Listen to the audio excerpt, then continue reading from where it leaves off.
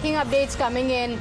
An election-related incident being reported from Kerala where another flex board supporting Congress leader V.D. Satishan has been put up. This is in Haripad, interestingly, which is the constituency of the senior Congress leader Ramesh Chennithala. The flex board was later found vandalized and destroyed.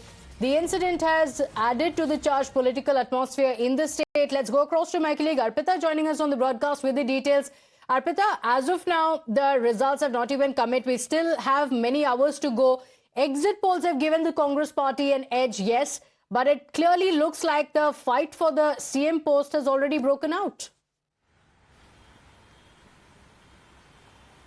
Well, rightly said, Pratibha. Only the exit polls have now predicted that there is an edge for UDF to come to power in Kerala, and even the Congress-led UDF is very confident that they will get a good majority and they will come to power. But before elections, since last few days, multiple flex boards have been put up in different parts of the state, in Todupuzha, in the Thrikkakara, in Kochi, and in different parts, with the latest being in Haripad, which is interestingly the constituency of senior Congress leader Ramesh Chennithala, which also Congress leaders say that as per sources, he is also one of the contenders for CM phase if UDF comes to power. So it is very interesting that flex board in Haripad supporting V.D. Satishan has now come forward. It was not just today, since last 2 days flex boards supporting V.D. Satishan that is coming up, but the Congress is saying one thing, that the High Command will take a decision. There is no decision made yet on the CM phase.